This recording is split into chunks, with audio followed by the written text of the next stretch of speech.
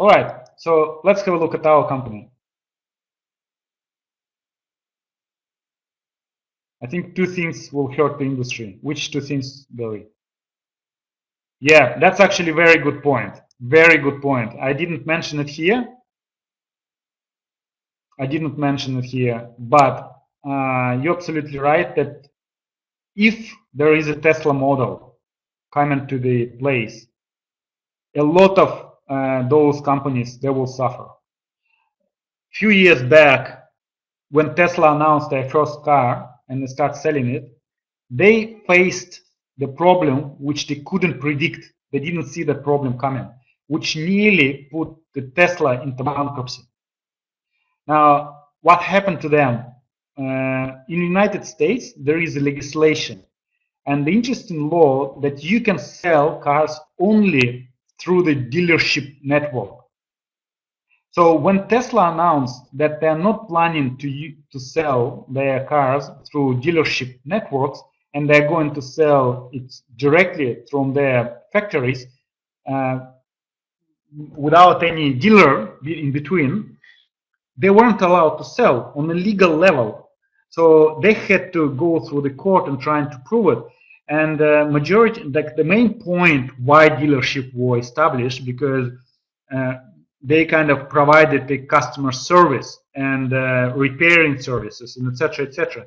And Tesla was arguing that none of those dealers would be able to fix their car because it is a computer. It's not Mekai as in the general terms. It's a pure computer. They were arguing, how can the mechanic, when they open the car and they see a computer there, can fix our car? Because there is no similar type of equipment there.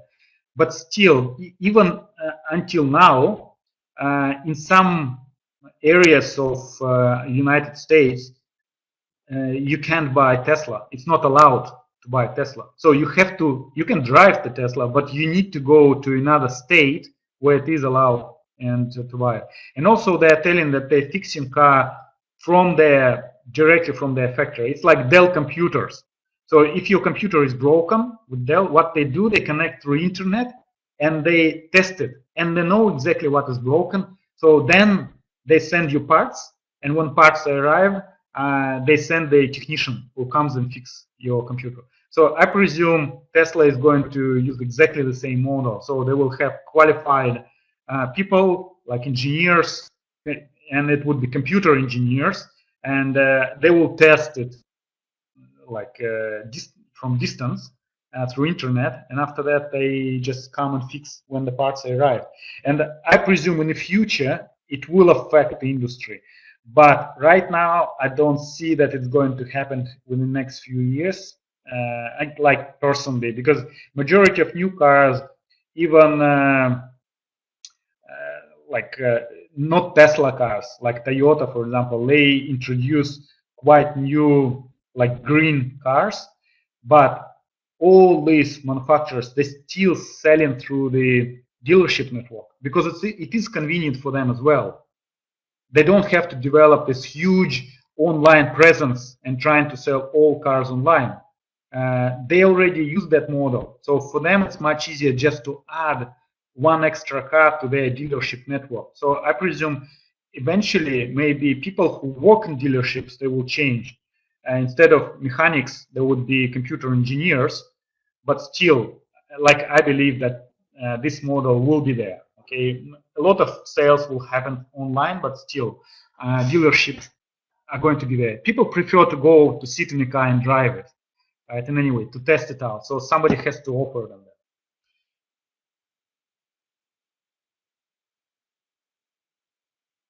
Yeah, that's a good point as well. At the moment, already quite a lot of businesses in Sydney, you can borrow car, like rent next door car, and a lot of people use it. I agree with you. So all this new trend, they will definitely affect the businesses. But we'll see. We'll see. It's not going to happen overnight, so we still can make a lot of money by working with this company. All right? But yeah, definitely, all industry are going to be changed. Okay, so we can see that this particular company, it has several businesses in it. So new cars, used cars, tires, services, right? And we're going to specifically look at some of them. So it's quite a big, it's one of the biggest in their sector. So it has 96 locations in 9 states. It doesn't sell one brand only. It sells 23 brands, and it's constantly improving. 2 quarters back, they were selling only 21 brands. Now they're selling, excuse me, they're selling 23 brands. And here you can see what kind of. So they're selling European cars, local cars, I mean US cars, right? Japanese cars. So you can see quite huge variety of businesses there. So it's quite good. Why? And they sell for different levels. So it's for middle class and also luxury cars. So I presume the economical downturn, when something happens, first of all affects luxury cars, and people switch first maybe to middle class and then to smaller cars. That's how it's going to work. So they work with all industries. So another thing, so that's kind of work. So they sell new cars, they sell used cars. Also part of their business is parts and services, and then finance and insurance. Okay. Just before I continue, just a question: which of these businesses do you think creates the biggest revenue for them? Just maybe guess, or maybe you know.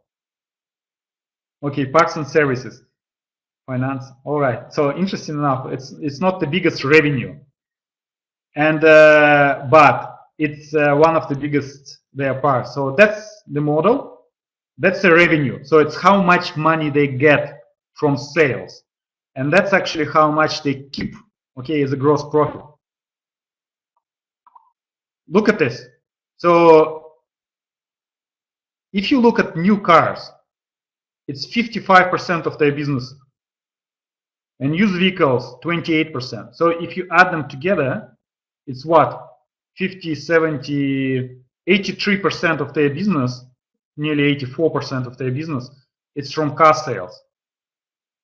But now look at their profitability, like gross profit, 17% new vehicles, so, and 12% of used vehicles. So it means that the margin is quite low here. So in total, it gives them 29% of profit from the, like, based on the company. So this type of business is not that profitable on the sales level. But if you look finance and insurance, right? Finance and insurance, look at this. It's only 4% of sales, but it gives 24% of like profit. Huge difference. So imagine if they start improving this area of their business, they could be quite well off, right? So if they do it. And parts and services, which Dory said, 11% of their sales. So revenue again, it's second smallest. But if you look at their profit part, it's nearly half of the business. So that's where the money comes from. And looking at this chart, so we discussed, okay, if there is a recession, first of all, we can expect used vehicles and new vehicles will be affected. New vehicles, first of all. So we can expect, for example, if that part goes 50% down, right? So, and that takes 83% of the company revenue. So we can expect that even though these two businesses wouldn't be affected completely, so we can expect that the total company will have about 40% reduction in their sales level. So if company sells for 100 million, they will sell for 60 million. And I'm sure you understand that if something like that happens, the profit, the price of the shares, they will collapse. It will go quite low.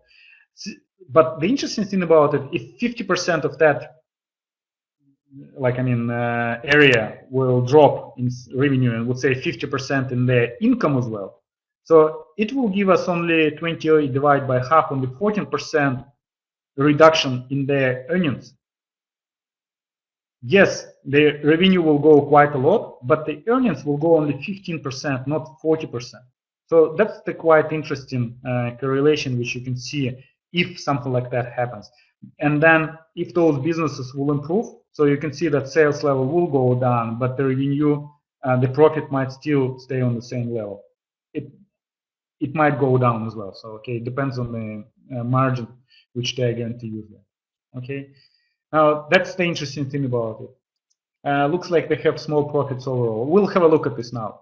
Okay, so that's the industry. I described you what happened during last year. It was uncertainty regarding the future of economy. People didn't know what to expect, and of course, first of all, big items they suffer, and that's why the whole industry in general, people felt uncomfortable. But if you look at these three companies, you will see that some of them, they kept growing.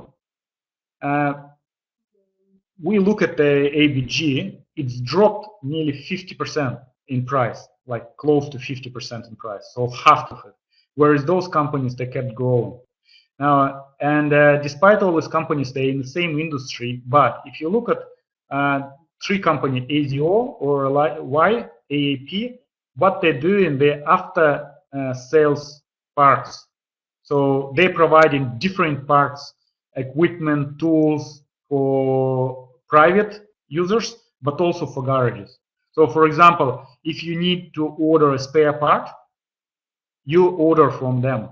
Majority of garages, majority of businesses, they use them. It's like wholesalers, okay, and retailers as well. And these companies are biggest. Their business is thriving, but they're quite expensive now. They PE ratio in a range of 20s, some of them, so not all of them, but quite high. Whereas ABG now is below 10. Okay, another company is KMX, and it's actually second car dealer. So they're focusing only on second cars. That's their main business. All right, so that's what they do. If you look at CPRT and KAR, what they do, it's auctions, mostly crashed cars. So if the car got broken or crashed, what they do, they put them as an auction, and people, whatever they pay, they sell it.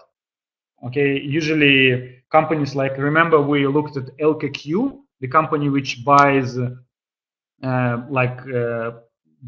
broken cars, disassemble them, and then sell like parts of those cars, second-hand cars. So these two companies, they're auction companies. And if you can see the rest of them, they're already dealing in a similar industry as our company, ABG. Okay, so that's kind of the company. So even though there are some companies quite bigger than ABG, but in their industry, ABG is nearly the biggest. Okay, that's kind of a good move. Another thing which I would pay attention, value line gives score 1 in timeliness. Okay, so score 1 means that value line believes that this company has the highest potential for growth within the next 12 months compared to other companies in the same industry, which is a good sign. From safety perspective, it's only 3, so it's kind of average. It's not bad, it's not good like the best, it's average. Okay, so that's what we can see. We can see that O'Reilly here, it's 2, but the growth potential is 3. Okay, it's much lower. Another one is Lithia Motors. They are quite low here. The green one, they're under the arrow here. They have a growth potential too. So you can have a look at these companies, analyze them if you want. Okay, that's about industry in general. So let's have a look. Do you have any question about the industry? And anything else? If all clear, we'll go to fundamental analysis. Okay, so first of all, probably let's have a look at bad timing. No, it's not. They're not driverless cars, Alexei. You probably missed it. They sell quite a lot of different cars. They sell 23 brands at the moment, all different. BMW. I'll get back just to show you what cars they sell. So these are models. Okay, bad timing is 2008 when it was GFC. I just want to show what can we expect if the situation goes sour. Okay. Now, first of all, look, that's the sales level, 180,000, like $180 per share. Then we see $140 per share, and we see the worst was $112 per share. Okay. The income nearly halved. It was $2,002.20, and then it was $1.10. Oh no, sorry, it's cash flow. The income was from $1.50 to 41, so it went 3 times.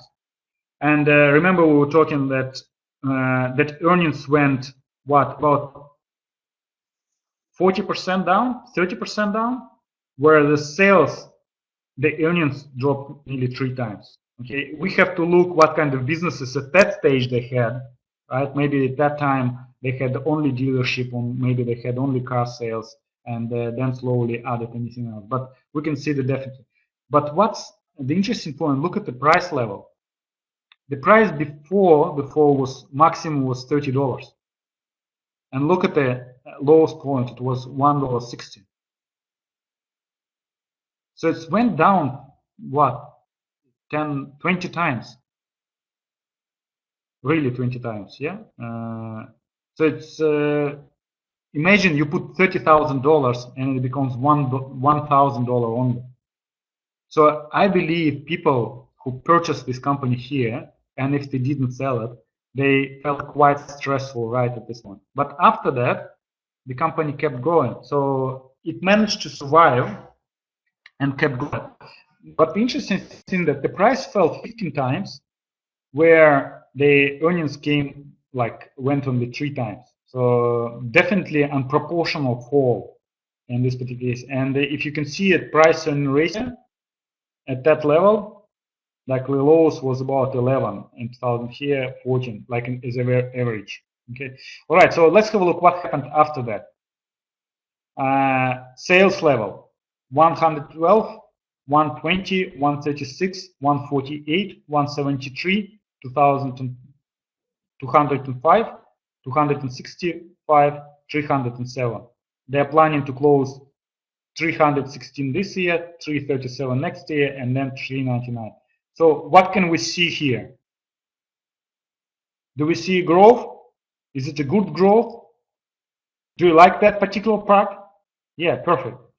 The next thing, if we look at cash flow, similar situation. If we look at earnings per share, 41 cents, $1.14, $2, $2.60, $3.20, $4.30, $5.50, $6, $6.35. What we see here? Growing. The question, what the heck happened? Why it came from $96 here? Why did it go to 43? Why is half in price, more than half in price? Why do you think it happened? And here we're going to look at another part. All right, Dory. So I can see you typing. So any suggestion? They buying their shares too. That's correct. And so that's why what I did, I looked at their company sales in general. So here we see the per share data, but here we can see per company. And what we can see here, similar situation, 3.60 billion, 3.6, 3.9, 4.2 billion, 4.6, 5.3, 5.8, 6.5, but here 6.58 and here 6.52. So it was a slight drop. You see, so specifically they had a lower sales level on this area. They're planning to improve this year to 6.6, but we'll see, it's a future, right? And then they're going to go to 7 billion. Now, if we look at net profit, what we notice, similar situation, it was 13 million, 28, 38, 67, 82, 101, 131, 147, and bump, drop. So there is a deterioration in sales level and also deterioration in net sales, net profit per company. But here we can see the growth from 5.56 to $6. And that's happened exactly what Dory said, because they're buying shares. Look at this, common shares outstanding in this row. we can see that before, if you look back in 2009, they had 32 million shares, then 32.80, then 31, then 31.30, like, and then look at this, slowly going down. And last year, they bought quite a lot of shares. So from 24 million it goes to 21, and they are planning to do it in the future as well. So they aggressively buy their own shares. So it means that managers, there are two options. Rather, they believe in the company, right, and they wanna own more if they are owners, or they're trying to improve this type of profitability in order to get the bonuses. And it depends. Like directors, are they owners or they're not owners of the company? And we're going to look at this as well. So, but basically you have to pay attention to that. And I believe that was one of the reasons why the share price dropped quite a lot. But then again, look, if in percentage terms, how much it dropped? It dropped 10 million, right? It was 147 and now it's 137. I didn't look in details in the profit and loss statement. I don't know where this loss came from. Maybe it's not operational loss. Maybe it's based on goodwill or something like that. But yeah, in any way, so it's important to see. Maybe you want to do it and check it out. But 10 million from the level of 147, it's about 7%. Okay, 7%, but the drop was 50%. Can you imagine? So it's not proportional. People panic quite a lot on that number. So it shouldn't be like that. And especially because that's the share price. Share price has to be affected to the profit of the share, and the profit per share is still growing, but the share price goes down. Yeah, you look at the profitability on the sales level. It's correct. I'm looking at distance between sales, previous sales, like previous profit to current profit. So 10 million here. So 10 million out of the profitability, how much is the profit reduced? So that's why I was looking at. But from sales level, you're correct. Their margin is not that high. It's only 5%. So that's why even slight less reduction in margin and stuff like that, it will affect the profit downturn. Okay, interesting thing that book value, remember here it shows $13 and they're planning to have it $21 in 2017. I'm just wondering how it's nearly like 80% growth. Yeah, everything taxes are high. Yeah, you're correct, 37%, quite a lot. Yeah, it's quite a lot of legislation regarding this company. Probably another like disadvantage to start business in this area. They have a lot of legal rules in order to start the business, and they're constantly controlled by government in this area, different other organizations, and more it happens more and more, especially now. Okay, so that's what happened, but that's what you have to pay attention, and that's probably the reason why the company starts sliding down.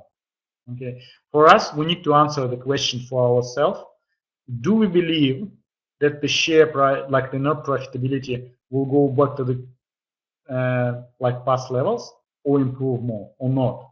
If we don't believe in it, if we believe that the profitability of the company will keep going down, so that's not going to be a good investment opportunity for us, right? Because it can go lower and lower.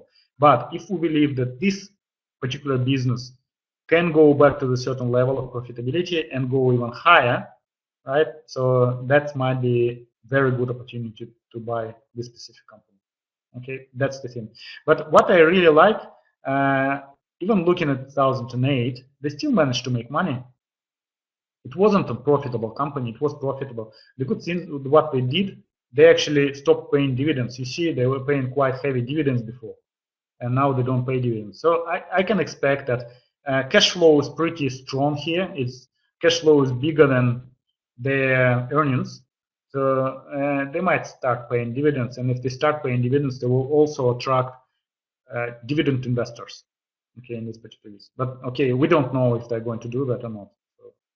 Now that's about their profitability, long-term debt. Yeah, so long-term debt quite high. Look at this, 1.7 billion in debt, total debt. and the total capitalization is 1.2 billion. So when we were doing the program, I was telling that we're looking at companies where total debt is less than 30% of their capitalization. In this particular case, is definitely not the case. So this company is quite heavily leveraged. But again, I told you that if you look at all companies in this industry, similar companies, you will see the similar situation. Okay, so it's not uncommon for this particular businesses. Okay, if we look at return on capital employed, so we can see it's 10% right now, and return on shareholders' equity is 33%. Okay, so it's including debt, that's excluding debt. So how much money? So it's return on shareholders' equity is pretty good, and even return on total capital is still good, 10%. It's not perfect. Warren Buffett trying to get something with more than 20%.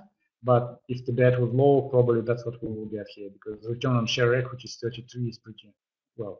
Okay, this part, is everything clear about this part? Oh, maybe one more thing just before. Just remember that value line believes that the share price of this company within the next 3 to 5 years is going to be between 95 to 145, somewhere in that range.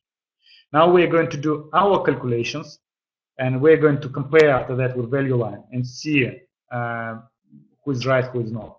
Okay, so but remember, so it's about 13 to 25% annual growth, what they expect. So in the best case 25, and the worst case it's 13. Okay, so let's have a look at the second part. So this part I already explained what they are doing. Value line just believes that it's has a long-term capital appreciation potential is also pretty good. So they believe in that. Now, then if we look at current position, so what I noticed that cash level is quite low, look 2.9 million. So it's not that big for that size of the company, but it also always was like that low. And it's even bigger than before, 3.4 million. So I presume they have a good cash flow, so they're not afraid. And what I believe, they use cash in order to buy their shares back. What I noticed that inventory level is quite high. Okay, and I presume in this type of business, you can expect that because they have a lot of cars. Even if it is when they buy it, they have to like keep it, and it's actually also affect the book value. Okay, the book value is pretty high, and we need to understand that inventory in this particular case, if the recession starts or some kind of downturn, it would be difficult to sell them. So it will be difficult to convert it into cash. So unless they use heavily discount to do that. Okay, but still, if you look at current assets, it's 1.3 billion, and if you look at current liabilities, 1.1 billion. So they have about 200 million in surplus. So it's yeah, kind of in cars, yeah, but some kind of averages. Also, they have about receivables about 138. So I presume they can get cash in any way.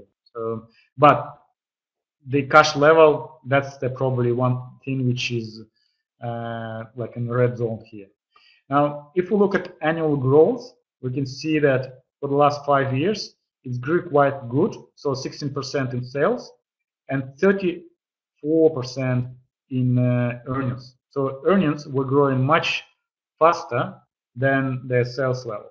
And if we look at 10 years period, similar situation, 4.5 in sales and 12 in earnings. Earnings were growing faster. Okay, but the range, because it was here the downturn 2008, so that's why it's kind of when you break it through, it's only 4 and 12%, and they expect growth 11% and 15%.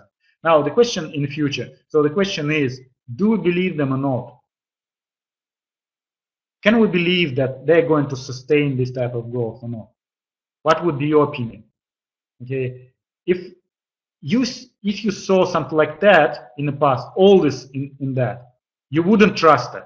But if you see also this part, you might trust them. They say, okay, if they manage for the last 5 years an average growth 16.34, and now they're saying they're going to grow 11.15, it may be possible.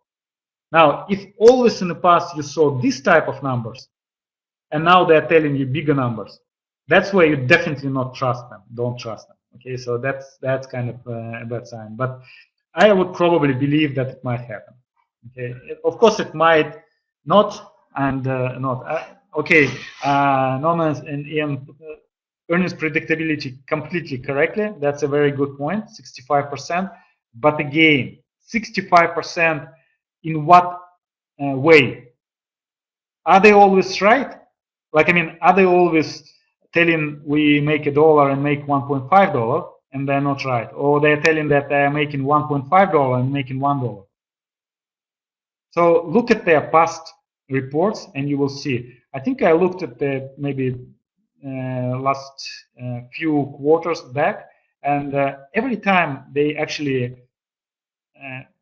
make more money than they estimate. So they do better than they expected. Okay, and the share price jumps on that. Okay, so just have a look at it. But yeah, price stability, we can see 35% only.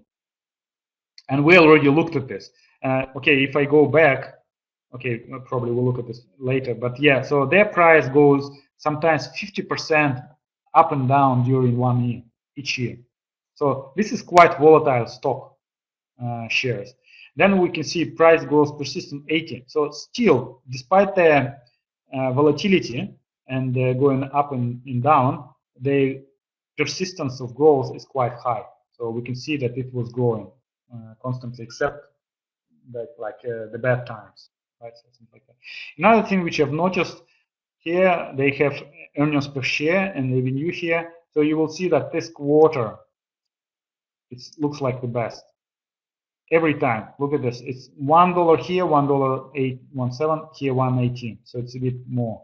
Here again, it's the highest level. It's the highest level, and that's what is coming up future. So we're going to get earnings soon. So people buy just before the summer, right? So the quarter which ends 30th of June is kind of the best quarter. The next earnings for this company is going to be, I think, 25th of July. We'll have a look at this now. But that's the interesting thing. With some companies, I noticed that when the growth happens like that, people who don't pay attention to everything, what they do, they see previous quarter and the current quarter, and they say, oh my goodness, look at this, the growth is fantastic, I'm buying. And they start buying after good quarter. And then they see 174 and 160. I say, oh, look at this, it's going bad. And then this quarter is 149, and they, oh my goodness, it's even worse, and they start selling it. So it's quite interesting thing, but sometimes it affects the investors' behavior if they don't look specifically in the company in details, and they don't understand that it's seasonality. It's normal thing that they have more sales here and less sales here. Okay, so that's probably it about. Oh, the good thing about it. Remember when we're looking here at this part and we see, okay, they're aggressively buying shares. Okay, and especially last years when the price dropped down, they're buying very, very heavily. Look at this, how much they own. Nearly 12%. I'm curious to see how much they own before that. So here it's still showing more sells, institutional decisions. So institutionals are more selling than buying. And insider decisions to buy, nobody buys. They show that it's options, they're kind of selling also, some of them. So it doesn't look like directors are buying right now. But in any way, so I definitely will have a look in general. So who buys and who sells. Okay, but 11% is quite high. So it means that if the company capitalization is 1.2 billion, it's nearly 140 million they own within the company, and also about 11% to BlackRock and other capital. So a third of the company owned by these businesses. So it's quite a good sign for us.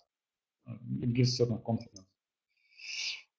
Okay, so based on that fundamental analysis, is everything clear? Put pluses if you don't have questions. If you have any comments or your thoughts, just put them as well. Maybe I missed something.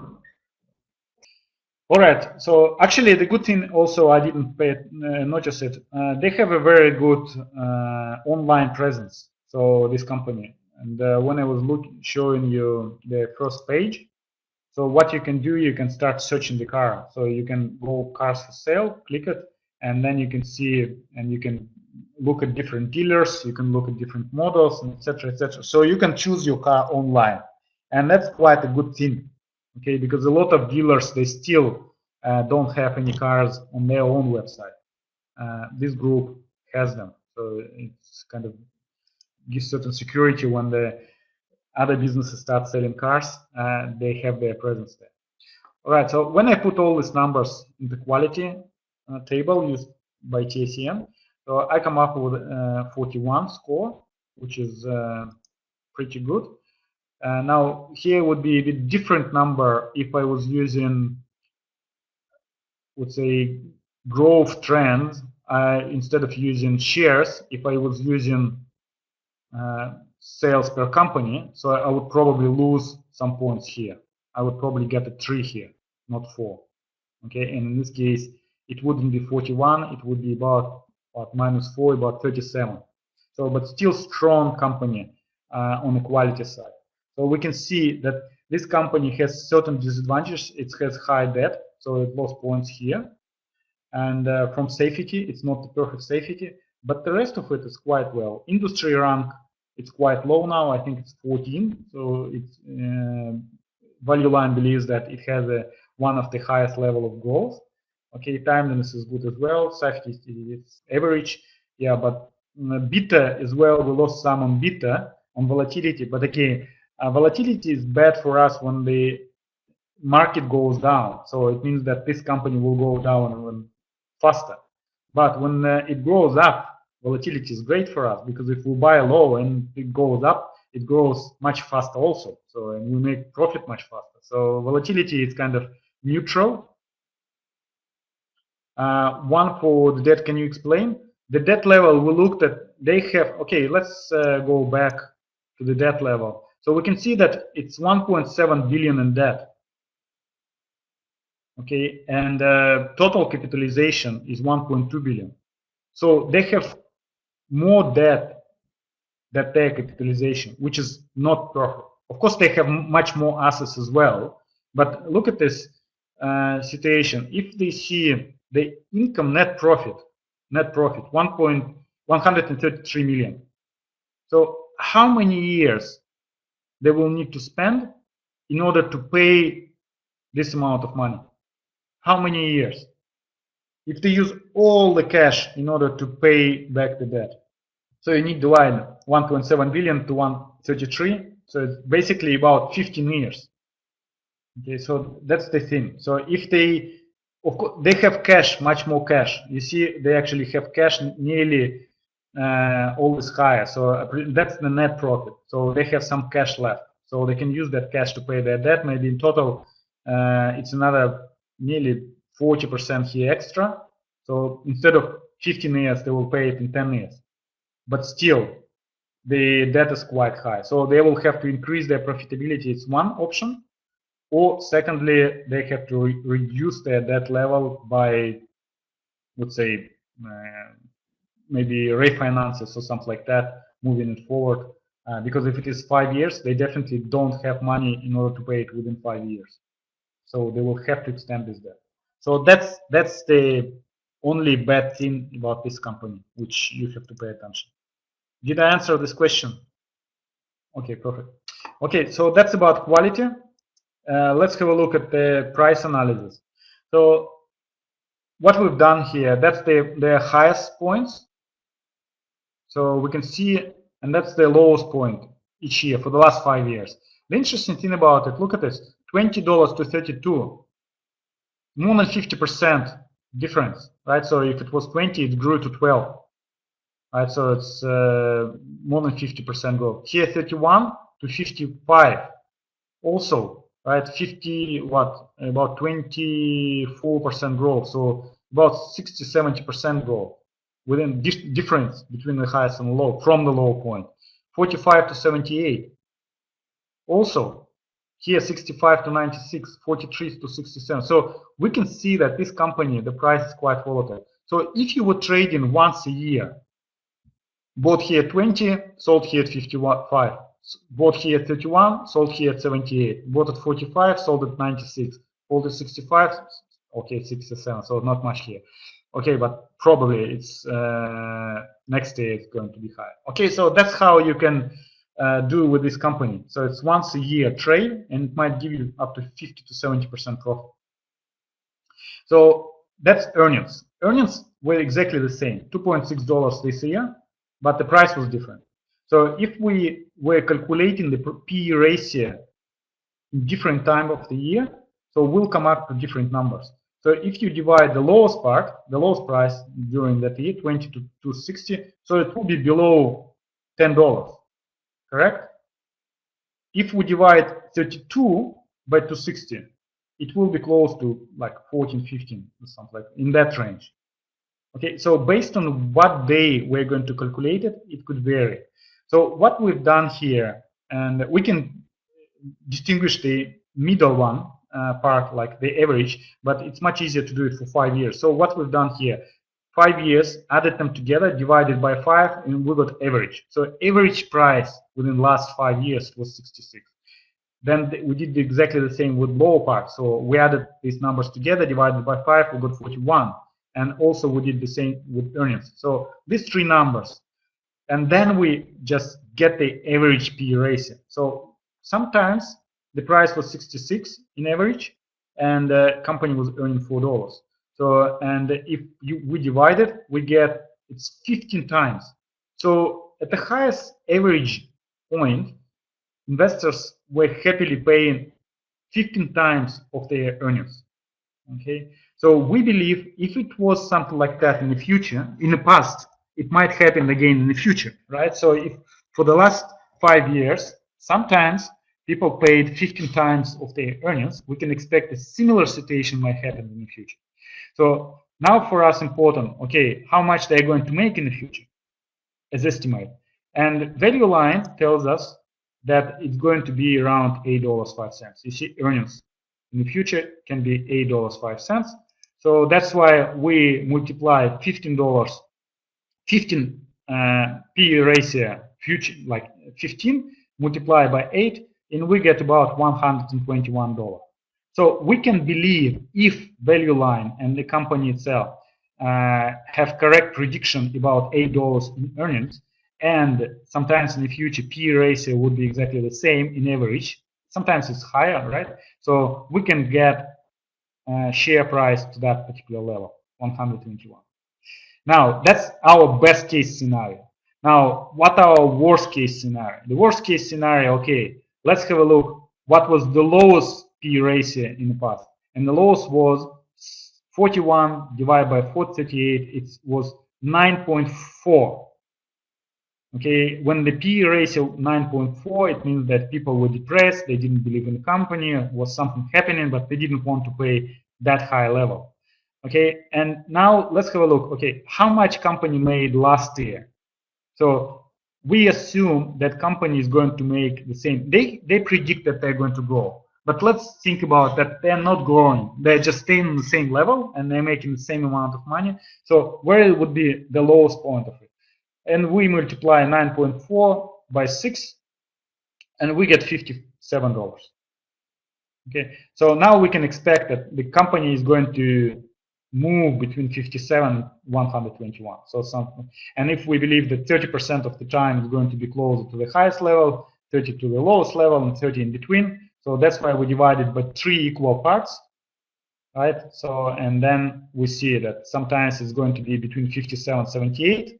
That's where buy range, right? Then it would be 78 to 100. It would be hold range, and then above that it would be sales range. And the higher the goes, the higher chance that we need to sell or that company. Okay. Do you understand how we calculated that? Put the pluses, all clear on that one. Okay, great. So okay, so what do we do after that? We look what's the price now. And the price is 54. Okay, now it's actually 57. I think 55.75. So it's. I was doing it last night, and today, like during the session, the share price moved $1, and so now it's a bit higher. But still, so we distinguish that 57 is the lowest, like fundamentally point, but now it's even lower than that point. So it gives us that the company price right now, the share price, is lower than our estimate. So it's quite low in this particular case, which is really, really good, right? And potential to grow is to 101. So our risk to reward ratio is very good, right? So because we have potential of growth from 57 to 120, so it's more than 100%, where we have very limited risk on the downside. So that's why, based on TACN calculations, we have the highest score possible here, 52. Okay, it gives, because it's in every aspect, it gives us very, very good scoring system. So, and the TACN guide here is 4. Okay, the interesting thing that tangible book value. Remember, I asked you to remember what was the book value there. It was 13, and they were planning to have 21 during this year. But if you look at tangible book value, it's actually only nearly 4. So the rest of all, it's most likely intangible goodwills. And the reason for that this company, ABG, they're growing by acquiring other companies. So they're expanding by buying other networks. And when you buy something, you buy goodwill. Okay, you get a goodwill on your balance sheet, and that's why the ratio is quite high. Dividends are 0. How it's come to 4? The reason for that is if the dividends are very high. So if the dividends above 50%, it means that company doesn't believe in the growth, and they're paying practically everything what they make. So we don't like the companies like that. So, and we give them worse scoring. If the company pays less than 50% dividends or doesn't pay at all, that's where we give the highest score. That's why it gets the score 4, right? In this particular case. All right, so that's how we analyze the company. Now, remember, now we come up to number here. Okay, so we got what? So we got the highest point somewhere, $100 to 121, right? So that's gap. Remember what value line was predicting? When the numbers of value line were. So what number was there in 3 to 5 years? Who remembers? 95 to 145.